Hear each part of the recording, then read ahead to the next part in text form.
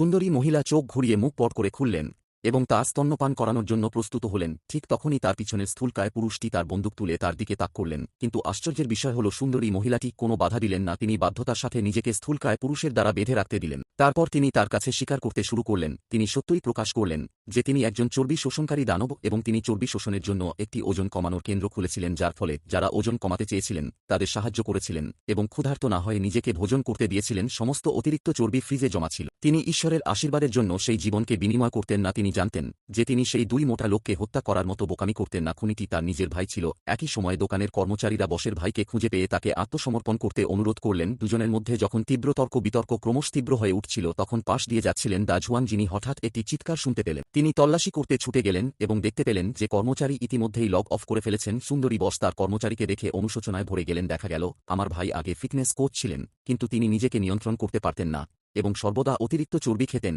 তাই আমি তাকে রান্নাঘরে রেখেছিলাম। অপ্রত্যাশিতভাবে তিনি বাইরে গিয়ে একজনকে হত্যা করেন। তারপর আমি তাকে তার ঠিকানা দিয়েছিলাম। দুজন লোক দ্রুত তার বাড়িতে গিয়ে আরেকজন শিকারকে খুঁজে পায়। তারা আর কোনো দায়িত্ব নিতে পারল না এবং বাড়িটি তল্লাশি শুরু করে। হঠাৎ একটি আলমারি পরে ভেঙে পড়ে বিগ স্ট্রংয়ের ভাইয়ের কাছ থেকে। লোকটি সাকশন কাপের মতো আক্রমণে আক্রান্ত হয়। ভাগ্যক্রমে বিগ স্ট্রং দ্রুত প্রতিক্রিয়া জানায় এবং আক্রমণ এড়িয়ে যায়। যাই হোক, কেবল কারো চর্বি খেয়ে ফেলার পরে তার শক্তি অতুলনীয়। বিগ স্ট্রং লোকটির সাথে কোনো তুলনা করতে পারেনি এবং মাটিতে পিষে ফেলা হয়েছিল। ঠিক তখনই কিয়াং সময়মতো পৌঁছে লোকটির জিভ ধরে তার প্যান্ট দিয়ে ছুরিকাঘাত করে। লোকটি ঘটনাস্থলে একটি শব্দ ও নিঃশ্বাস নিতে সাহস পায়নি। পরের দিন ফুল ব্রাইটের ওজন কমানোর কেন্দ্রটি বন্ধ করে দেওয়া হয়। যেহেতু মহিলাটি কারো ক্ষতি করেননি এবং নিজের পরিবারকে হত্যা করার জন্য যথেষ্ট সতর্ক ছিলেন না, তাই তিনি ছিলেন না এর সাথে শাস্তি জড়িত। যদি পৃথিবীতে সত্যিই এমন একটি ওজন কমানোর কেন্দ্র থাকত, তাহলে